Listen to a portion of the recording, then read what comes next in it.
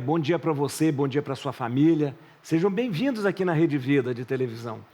A gente está começando agora Palavra do Cardeal. Nosso encontro com Dom Odilo Scherer, arcebispo de São Paulo, cardeal da Santa Igreja. Dom Odilo, bom dia. Bom dia, Padre Juarez. Bom domingo. Bom domingo, professor. Bom programa. Bom programa para a gente, isso mesmo. Hoje é 9 de junho, é dia de São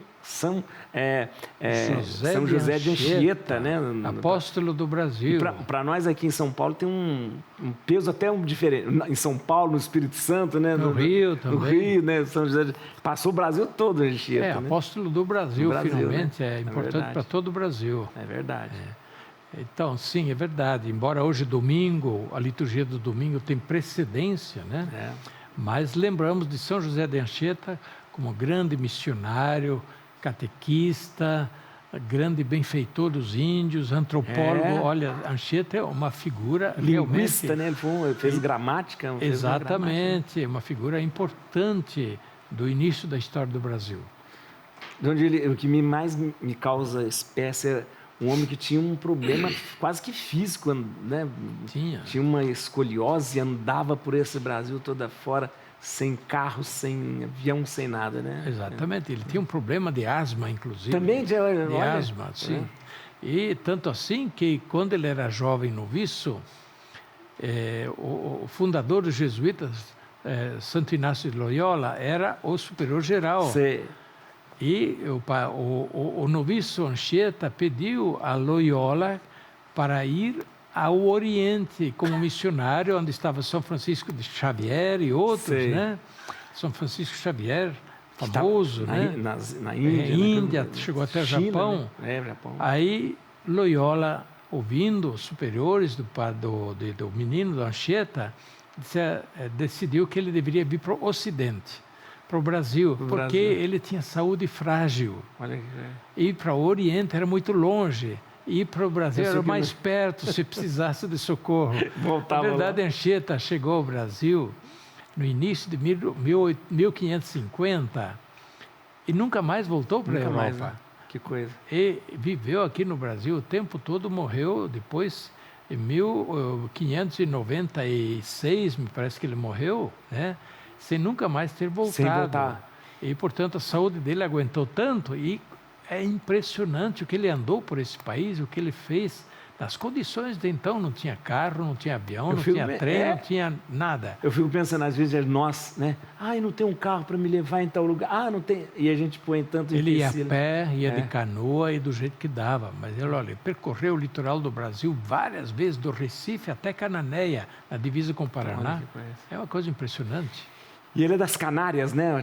Ilhas Canárias. Tenerife, né? Das Canárias, né? Ilhas Canárias que pertenciam e ainda pertencem à Espanha. Espanha, né? Espanha. Bem na linha de Marrocos, né? Ali do Marrocos. Sim, perto das costas da África. Da África, ali. Interessante. Dom Odilo, mas vamos lá. Hoje o domingo é o 10º domingo do tempo comum. O Evangelho é Marcos, capítulo 3, versículo 20 a 35. O Evangelho curtinho. Mais uma promessa: Satanás será destruído. Né? Então, esse evangelho é interessante, né? Que Jesus fala de Satanás que será destruído. E isso é uma profecia. Primeiro, será destruído pela ação do próprio Jesus. E é interessante como o evangelho, sobretudo de São Marcos, imposta a missão de Jesus muito nesta ótica. Jesus começa a sua ação missionária, né, vida pública, lutando contra o espírito do mal. E a toda hora ele está lutando contra o espírito do mal. São exorcismos, são doenças, etc. Tudo era atribuído ao espírito do mal, ao diabo. E Jesus é apresentado justamente como aquele que veio para vencer o diabo. E os sinais, os milagres, são sinais da vitória de Jesus contra o diabo. O diabo é vencido na medida que o reino de Deus é acolhido. Então, o que Jesus diz é justamente isso. O diabo será vencido na medida em que o reino é acolhido, na medida que o evangelho é acolhido, na medida que ele, Jesus, anunciador do reino de Deus, é acolhido. Isso não valeu só para aquele tempo, vale para hoje também. É verdade. E é a coisa mais certa que tem, né? Na medida em que se acolhe o reino de Deus, não há lugar para o diabo. Para o diabo. Não há lugar para o diabo. Mas quando não se acolhe o reino de Deus e a sua justiça, né, o diabo tem campo livre. Né? E se ele será destruído, a gente não precisa achar que o diabo é mais poderoso, né? Deus sempre vai ter mais poder. Né? Isto também, este aspecto da profecia, isto é, a certeza da vitória. Isso. Interessante que o livro do Apocalipse, que é um livro de profecia, está muito impostado também sobre isto. Né? No fim, o reino do diabo será definitivamente vencido e aparecerá em plenitude o reino do Cordeiro, ou o reino do Filho do Homem, que é Jesus glorificado. O livro do Apocalipse é um livro de profecia, de consolação para aqueles que estavam sofrendo as perseguições, os martírios. É um livro para justamente indicar, fiquem firmes, a vitória final é de Deus, não é do diabo. Interessante, muito interessante. Santo Agostinho fala que o diabo está amarrado, um cachorro amarrado, né? Então, um cachorro amarrado que não... Então, a gente deve nem tanto ter medo do diabo, quanto ter amor a Deus e ter confiança em Deus. É verdade. Às vezes parece que algumas pessoas têm mais respeito ao diabo do que amor a Deus, né? Isso não, assim não dá, né? Você fica amarrado no diabo de alguma maneira, né? Ele te mantém prisioneiro do medo. Não, quem é filho de Deus tem a liberdade dos filhos de Deus. Não tem que ter medo que o diabo domine ou vença. Deus é mais forte, Jesus venceu. Dodiro, semana passada o senhor tocou nos Santos Juninos e essa semana a gente vai celebrar Santo Antônio de Pádua, Santo Antônio de Lisboa, depende de quem chama Santo Antônio, né? Mas é um santo muito interessante na igreja, né? Porque missionário, você falou de Anchieta, mas era um missionário também que queria ir para o Oriente, foi para o Oriente, mas ficou doente, voltou, né? Franciscano, né? Anchieta do início da Companhia de Jesus. E Antônio no início do franciscanismo. É interessante, né? E é um santo muito interessante, porque é um santo pregador, né? E além de pregador, é um santo que é missionário também e que faz a vontade de Deus. Místico, penitente. Isso.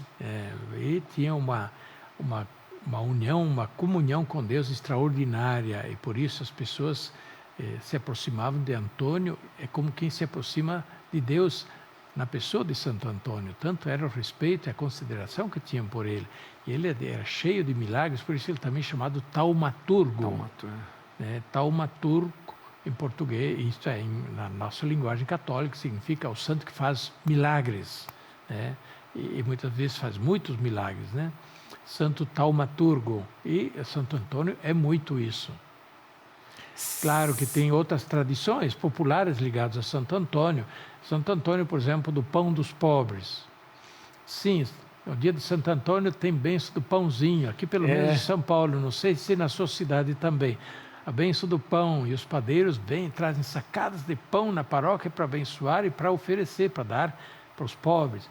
Então, esse pão é para ser partilhado, não é para ser guardado na geladeira, no sal, na farinha, no arroz, que aí já virou superstição. Não é para isso. É o pão da partilha, é o pão, né, da alegria, da partilha, é por isso mesmo o pão dos pobres, ou então o pão da partilha, mas não o pão da superstição. Se eu guardar, isso vai dar mais comida. Não, não é para isso. É um pão da solidariedade, né? O pão da solidariedade, não do egoísmo. O padre Antônio Vieira, citando Santo Antônio, dizia assim: se a terra não se deixa salgar, voa ao mar, né? Em relação quando ele pregou aos peixes, né? A terra não queria e vai ao mar, né? Vai ao mar, e aí lembra o milagre de Santo Antônio, dos peixes. Os peixes, né? Que ele vai pregar os peixes. Na praia de Rimini, na Itália, né? Então, isso é um fato bonito, né? Se conta na vida de Santo Antônio, né? Que o povo não queria saber de ouvir a pregação dele. Ele foi ao mar e começou a pregar, e os peixes tudo lá querendo ouvir a pregação de Santo Antônio. Então, olha, Santo Antônio, rogue por nós, rogue também pelos casais, pelos namorados, Isso. rogue pelos jovens para encontrarem o par certo para formar, né? Aí, de repente, né, um casal para Santo formar a Antônio vida também toda. É né? invocado para achar as coisas também, né? Achados Também e perdidos. Achado, é tá? verdade, Tem como isso São mesmo. Longuinho, né? Ele divide o posto aí com Mas, São sobretudo, Santo Antônio, a gente, olha, ele é representado como menino Jesus Menino nos Jesus. braços. Santo Antônio, amigo de Deus, amigo É. de Jesus. E nisso nós devemos imitá-lo mais que tudo. Dá a bênção para a gente. Que Deus abençoe a todos vocês e pela intercessão de Santo Antônio, desça sobre vós a bênção de Deus Todo-Poderoso, Pai, Filho e Espírito Santo. Amém.